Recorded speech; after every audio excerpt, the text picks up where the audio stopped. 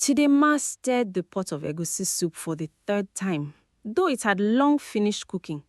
She just needed something to do with her hands. Outside, she could hear her husband's car pull into the compound, and her stomach tightened the way it always did these days. If this story touches your heart, stay with me till the end. And don't forget to like and subscribe, because you don't want to miss what happens next. For 15 years, Chidima had been Obinna's wife. She had followed him from Enugu to Lagos when his transfer came, leaving behind her own tailoring business that was just starting to grow. She had nursed him for 6 months when he had typhoid so badly the doctors worried. She had raised their 2 children almost single-handedly while he chased contracts and promotions. She never complained. She never raised her voice. In the neighborhood, they called her the quiet one. But her silence was never weakness. It was patience, worn like a second skin.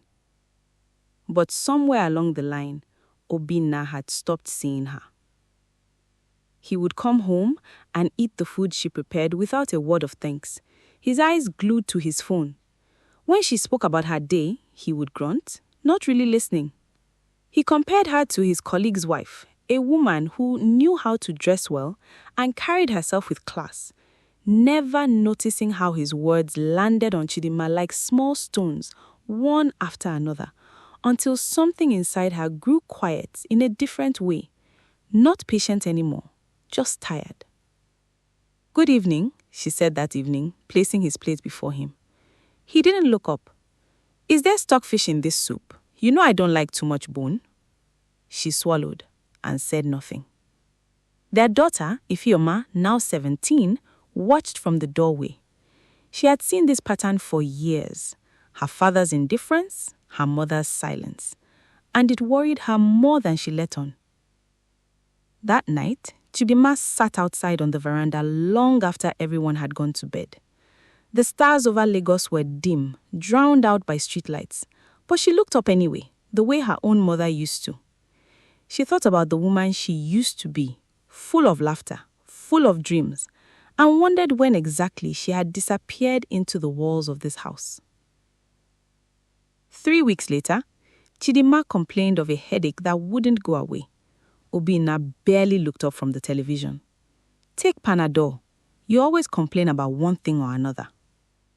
She went to bed early that night. In the morning, Ifeoma found her still in bed, unresponsive.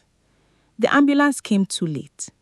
The doctor said it was a brain aneurysm, something that likely been building silently for months, maybe years, a ticking clock nobody had thought to check.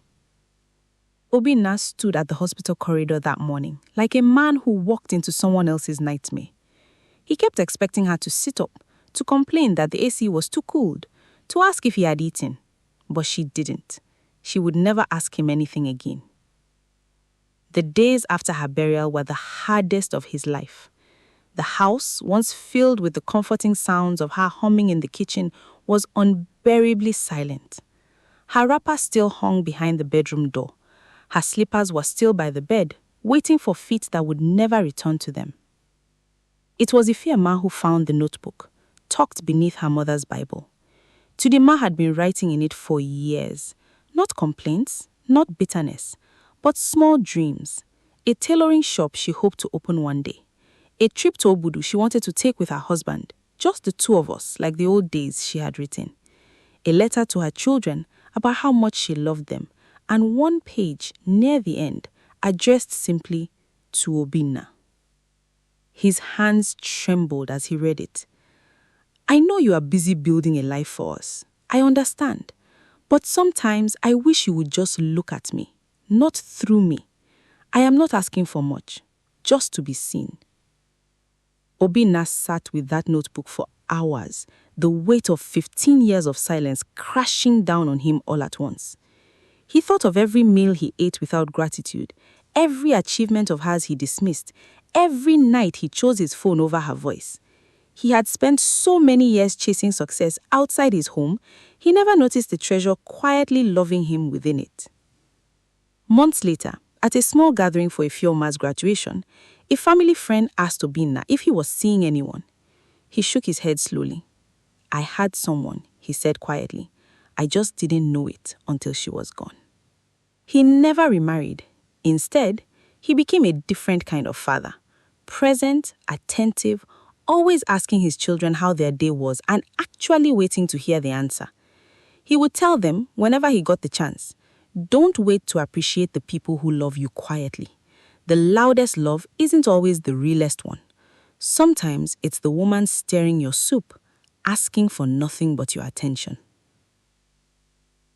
If this story moved you, don't scroll away just yet. Share it with someone who needs to hear it, and subscribe for more stories like this, because sometimes the people who deserve our attention the most are the ones who never demand it.